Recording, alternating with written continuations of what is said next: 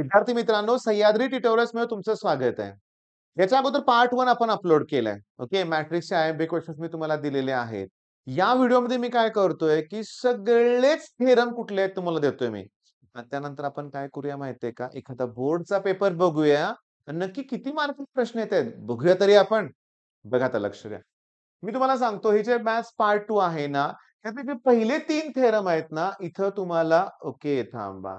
इथं तुम्हाला bye पार्ट्सचा use करायचा आहे. एक्स स्क्वेअर मायनस ए स्क्वेअर बरं का हे. Dot 1 by parts. यूव्हीडीएक्स तो रूल यूज करायचा आहे. म्हणजे हे जे थेरम आहे ना, त्याचाच वापर करून हे त्याचं प्रूफ आहे. टोटल 4 मार्काला प्रश्न येतोय. 4 3 मार्काचं थेरम असतं आणि त्यात एक न्यूमेरिकल असतं. ओके. त्याच्यानंतर तुम्हाला सांगतो हे या प्रॉपर्टीज आहेत इंटिग्रेशन मधल्या.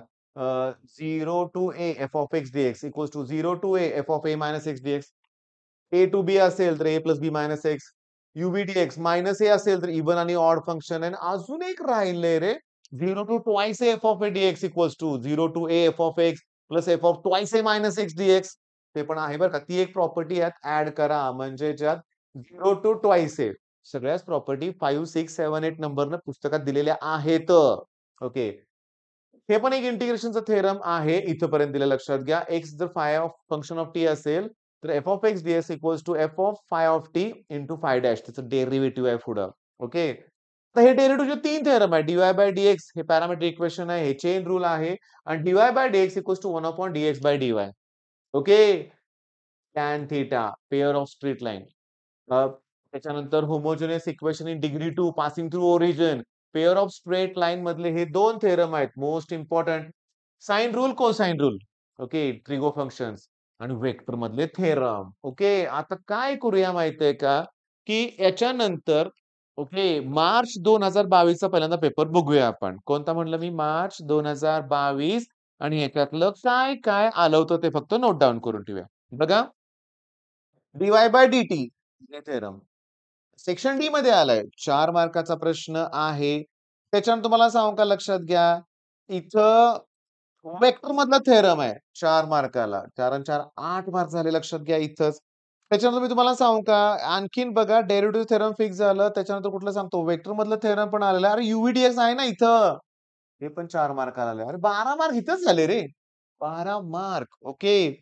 आणि त्याच्यानंतर मी तुम्हाला सांगू का अजून एखादा थेरम वगैरे आहे का बघूया. वेक्टरमध्ये अजून एक थेरम विचारलंय 3 मार्काला म्हणजे 15 मार्क झाले लक्षात घ्या. 15. ओके.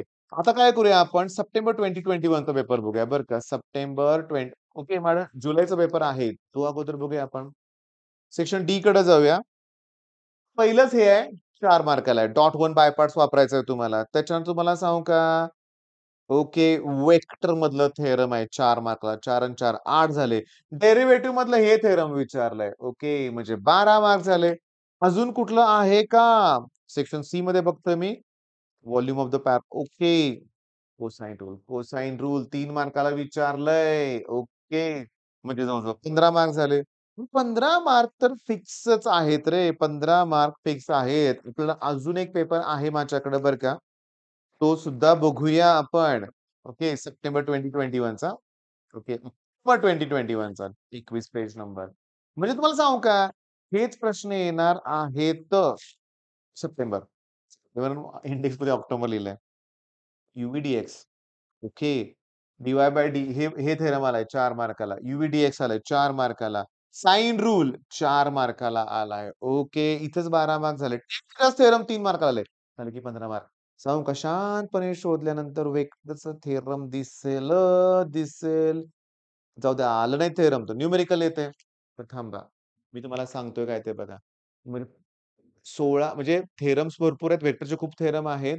पण 15 मार्क क्लिअर होतील. 15 प्रश्न 15 मार्क आहेत. ओके. करा ना थेरम एकदम. येणारच आहे परीक्षेत हे.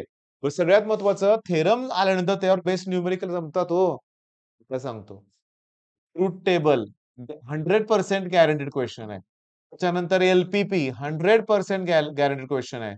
मेथड ऑफ रिडक्शन अगदी मेथड ऑफ बोललो मी रिडक्शन लिहिलंय इन्व्हर्जन आणि रिडक्शन पण लिहितोय. 100% गॅरंटेड क्वेश्चन आहे. म्हणजे 12 मार्क झाले इथंच.